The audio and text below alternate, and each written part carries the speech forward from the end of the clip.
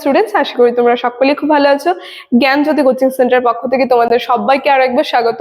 তোমরা যারা যারা কল্যাণী ইউনিভার্সিটির আন্ডারে পড়ছো, তোমাদের ফার্স্ট সেমিস্টার মাইনর 1 যে বেঙ্গলি পেপার রয়েছে, সেখান থেকে আজ যে বিষয়টি নিয়ে আমি আলোচনা করব সেটা হচ্ছে রাধার কি হইলো অন্তরে ব্যথা। এই যে পদটি যে রয়েছে, পদটি কার লেখা, কোন পর্যায়ের পদ এবং পদটির যে ভাব সংক্ষেপ বা বিশ্লেষণ নিয়ে কিন্তু আজকে ক্লাসে আমি তোমাদের সঙ্গে আলোচনা করবো। ঠিক আছে, ক্লাসটি শুরু করার পূর্বে আগে খুবই একটা গুরুত্বপূর্ণ ইনফরমেশন তোমাদের সঙ্গে জানিয়ে দিয়ে যাই।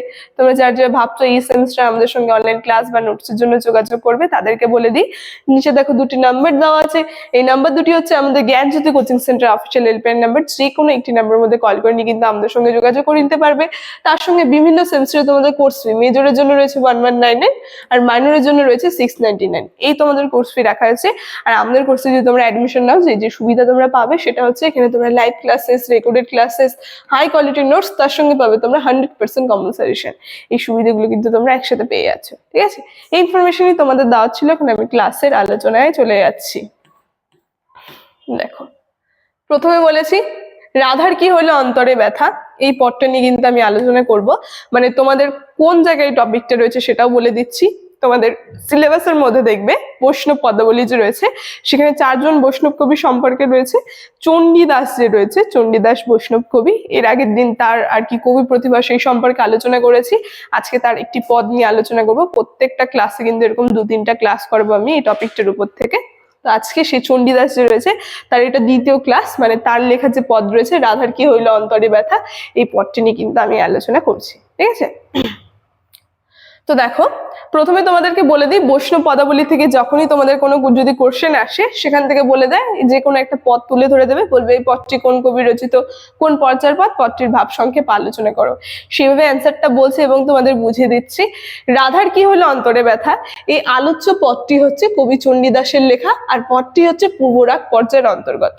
তার সঙ্গে পদটি রাধার বিরহে হৃদয়ের যে যন্ত্রণা, সেই যন্ত্রণা কিন্তু স্পষ্টভাবে ফুটিয়ে তুলেছে। এই পূর্বরাগ নিয়ে এর আগের ক্লাসে আমি আলোচনা করেছি, যেখানে রাধা যে রয়েছে তার হৃদয়ের যে যন্ত্রণা, সেই যন্ত্রণা কিন্তু ফুটিয়ে তুলেছে এই পূর্বরাগ পর্যায়ের পদের মধ্যে। ঠিক আছে, তো চলো দেখে নিই এই পদের মধ্যে কি আছে। এর ভাব সংক্ষেপ যে রয়েছে সেটা নিয়ে আলোচনা করি। কি বলছে, বিরহী রাধা সমাজ সংসার সমাজ সম্পর্কে প্রায় উদাসীন। কবি বুঝতেই পারেনি যে রাধার ব্যথা কোথায়, মানে রাধা তার কিসের এত কষ্ট বা রাধার এত ব্যথা কোথায়।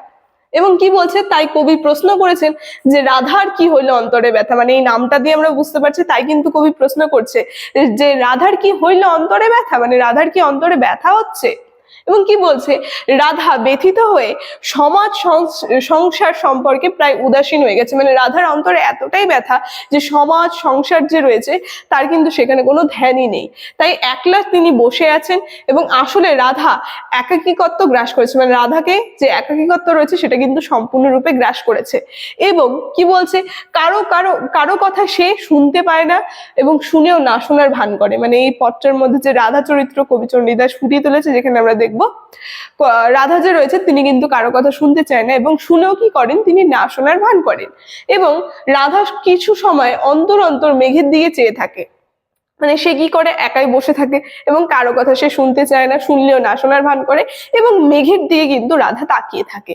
এবং কি বলে যে রাধার বিশ্বাস যে ওই কৃষ্ণ মেঘের মধ্যে বুঝি তার প্রাণ স্বামী কৃষ্ণ আছে।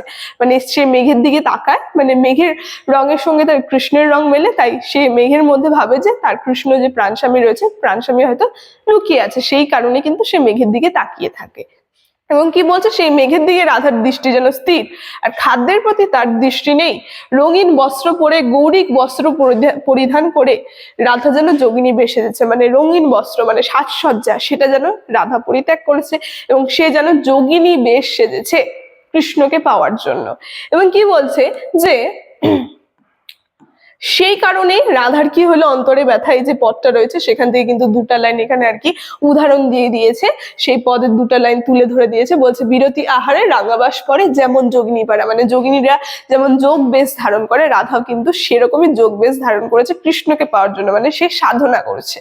এবং আসলে রাধা আলু থালু বেশ দেখে কবির এমন উপলব্ধি কিন্তু হয়েছে, মানে রাধার এরকম উপলব্ধি হয়েছে কারণ রাধার এরকম আলু থালু বেশ দেখে কিন্তু কবি এটা ভাবছে।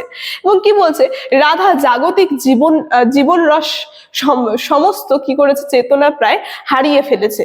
যেখানে নারী সুলভ সজ্জা, মানে নারীদের যে একটা সাজসজ্জা তার সঙ্গে তার বস্ত্র সজ্জা কোনো কিছুর প্রতি তার তেমন দৃষ্টি নেই, এবং ফুল দিয়ে সাজানো কেশ রাশি খুলে আবার সেদিকে তাকিয়ে আছে। মানে আমরা দেখবো রাধা যে রয়েছে, মানে সেই যে নায়িকা যে বলতে পারি বৈষ্ণব পদাবলীর মেন চরিত্র, সেখানে রাধা যে কেশ যে রয়েছে তার চুল সেখানে কিন্তু তিনি ফুল দিয়ে সাজিয়ে রাখেন এবং ফুল দিয়ে কিন্তু বাঁধে, এবং সেই ফুল কি হয়েছে, সেই ফুল কিন্তু পড়ে রয়েছে, আর রাধার কিন্তু সেদিকে কোনো দৃষ্টি নেই, সে এক নাগাড়ে কিন্তু মেঘের দিকে তাকিয়ে আছে।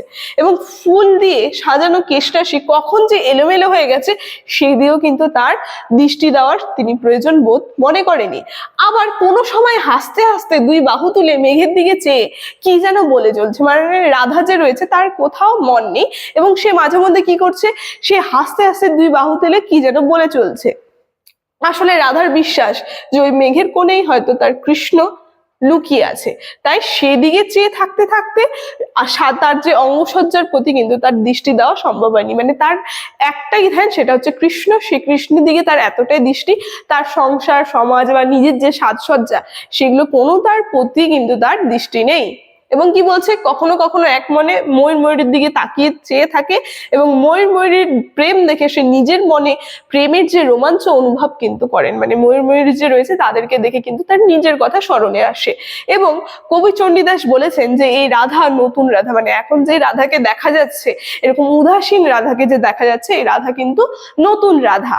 এবং কি বলছে যে এই রাধা জীবন চরিত্র সম্পূর্ণ নতুন, আর সে চরিত্র গড়ে উঠেছে, সে চিত্র গড়ে উঠেছে কৃষ্ণের সঙ্গে নবপরিচয়ের ফলে। তার মধ্যে এই যে তার নতুন একটা চরিত্র, মানে নতুন রাধা যে তৈরি হয়েছে, এটা কৃষ্ণের সঙ্গে যে নতুন যখন পরিচয় হয়েছে তখনই কিন্তু রাধার এই চিত্র ফুটে উঠেছে।